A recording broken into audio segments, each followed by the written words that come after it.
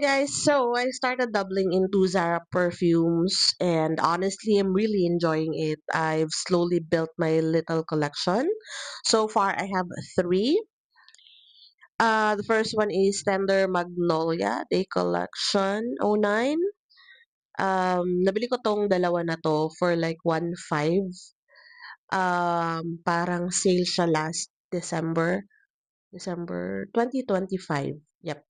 Nakaisang taon din 'to sa akin pero nakikita niyo naman, sobrang madami pa rin siyang laman actually. Ito yung gusto ko sa perfume na 'to, sobrang tipid niya. I mean, hindi mo na kailangang madaming wisik. So, itong Tender Magnolia, soft and delicate siya.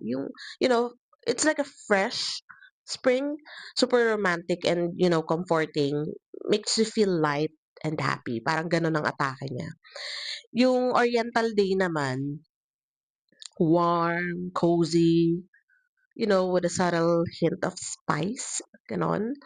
I love wearing this when I want like a gentle hug in a bottle, like sensual, but still everyday friendly, huh?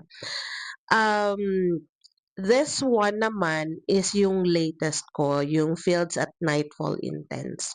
Actually, nabasa ko siya sa isa sa mga comments kasi mahilig talaga ako sa perfumes. Yung mga perfumes ko before, yung mga Victoria's Secret, mga gano'n. And then, may nabasa ako dun na talagang daming comments na Zara, Zara, Zara, gano'n.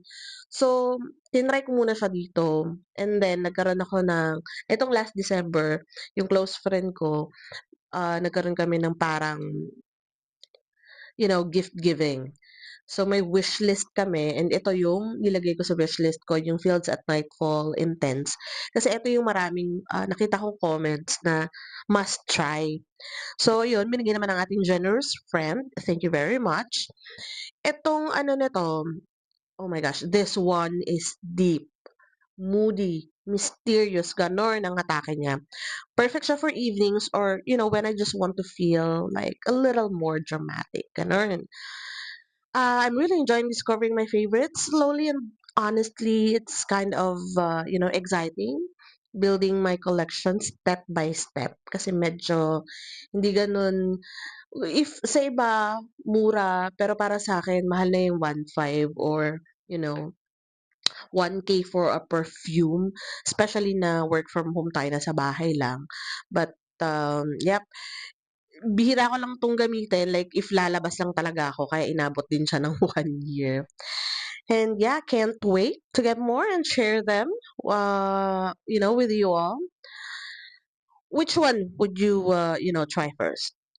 Thunder Magnolia, Oriental, or the Fields, Nightfall? By the way, this one is around 16,000. I'm not exactly sure yung price niya, but roughly 1.6 or 1.7. Basta asa ganong range lang. If you're into perfumes, especially Zara, do you have like recommendation? Comment nyo lang. And then I'll try if my budget. Yun lang guys. Thanks for watching.